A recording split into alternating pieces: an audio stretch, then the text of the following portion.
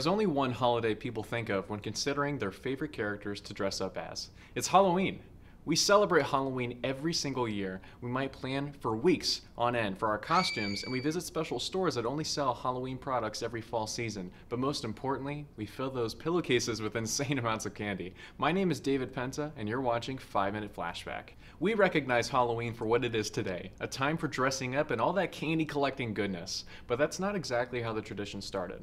It is commonly believed that Halloween started as a Celtic festival called Samhain, meant to celebrate the end of the harvest season. With winter coming rather soon, the Celtic people wanted to appease their gods in return for protection on their crops and families for those cold temperatures. So this whole festival was their way of ensuring that things would go smoothly in those next few harsh winter months.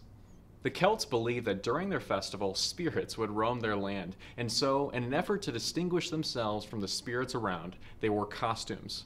To promote peace between spirits and humans, the Celtic people would leave treats out, which might sound familiar to some of us who celebrate Halloween today.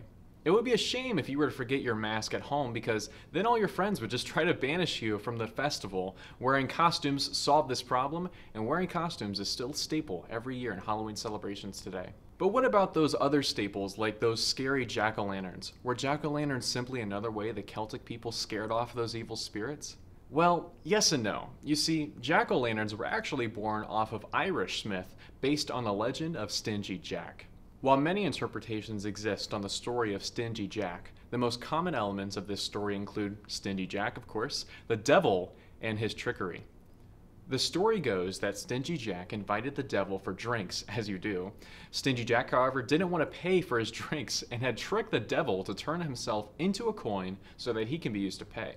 But Stingy Jack, being the trickster that he was, actually just kept the coin for himself. Stingy Jack would once again trick the devil by telling him to grab some fruit atop a tree. And once he did, Stingy Jack carved a cross into the base of this tree, preventing the devil from getting back down. Jack offered to let his hostage go, but under one condition. When he died, he couldn't go to hell. Eager to be free, the devil agreed to those concessions. As Stingy Jack was a human and not an eternal being, he did finally pass away, and being the trickster fellow he was, God himself refused to let Jack enter heaven. Due to his agreement with the devil, this also meant he couldn't enter hell either. The devil decided to hand Stingy Jack some coal to light his path, and to make himself a lantern, Stingy Jack put his lit coal inside of a turnip to forge his handmade light source. The land of the living would see Jack roam in rare sightings, holding his lantern, giving him the nickname Jack of the Lantern, or Jack-o'-lantern as it was later shortened. Cultures started lighting their own jack-o'-lanterns to scare away Stingy Jack, as he was now considered an evil spirit. Maybe this Halloween we'll get our very own sightings of Stingy Jack, so don't forget to carve your pumpkins. What about the best part of Halloween, the candy and trick-or-treating? You see, there's actually quite a lot of speculation regarding the origins of trick-or-treating, with many cultures around the world having their own origins for how this became such a normal part of the Halloween holiday. The most popular theory is that the Celts, after leaving their treats for those potential evil spirits, would see their own candy just sitting there for the taking. And since the candy was reserved for those spirits, they decided to dress up as spirits themselves so that they could earn the candy. If you think about it, it actually kind of makes some sense, and somebody's got to eat that candy.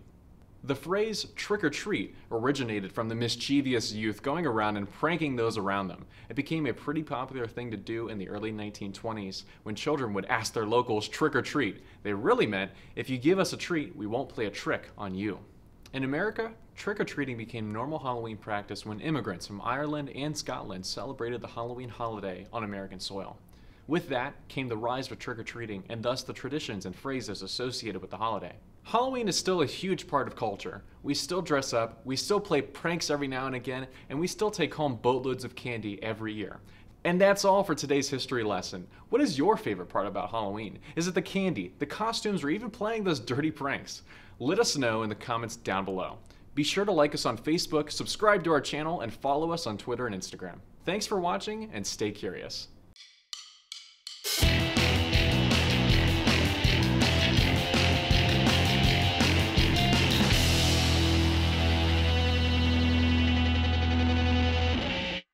This program was produced by ZTV at the University of Akron. Do you want to gain experience in video production, professional social media, or working with real clients? Visit the UA School of Communications online or follow us on social media to learn more.